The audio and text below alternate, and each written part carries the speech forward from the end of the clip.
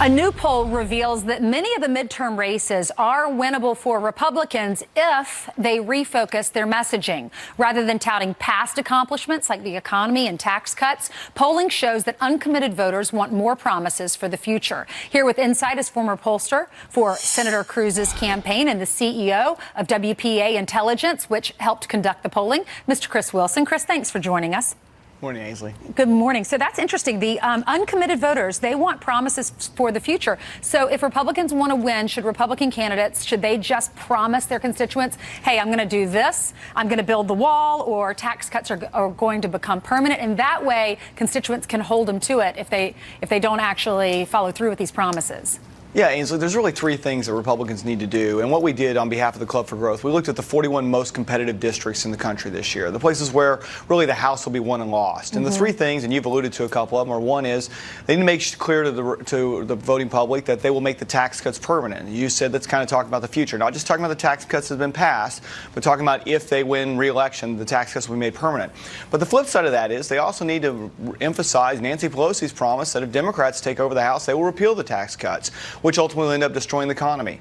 The second thing is really gets down to security. There's been a lot of coverage lately of problems with gangs, problems with drugs, really the fact that people don't feel safe so much anymore, human trafficking. So making clear that if Republicans take the House or hold the House, they'll defund sanctuary cities, that they will secure the border. You brought up the wall. That's a part of that.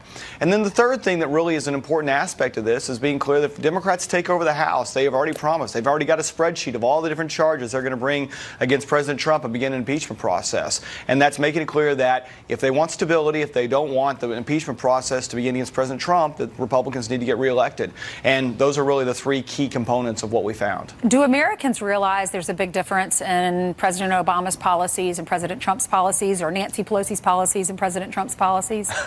Well, you know, they're certainly seeing it in the economy, but do they realize it is really the key point, Ainsley? And I think every Democrat running for office right now is doing all they can to make sure that that isn't realized, to make it as, oh, well, the economy was already strong. The tax cuts that have no impact on the economy. It's pennies. It doesn't matter to you and your family. And that's where Republicans have got to do a good job, particularly these competitive districts, where we found in those 41 districts, Republicans have a deficit when it comes to enthusiasm. If they want to get their base enthused, they've got to do exactly what you just implied. How important are the judges for most Americans? Well, I do believe in the Senate. That is a key component of making sure that Republicans pick up seats here. I think you could go through looking at North Dakota, Montana, Missouri, Indiana, West Virginia, states where Republicans are running very competitive races, and to win Democrat seats, to hold Republican seats in Nevada and Arizona. And the judges' issues there are a key component of that, is a big motivator for Republican voters. Okay, Chris Wilson, thank you so much for joining us. Thank you. Very interesting. You're welcome.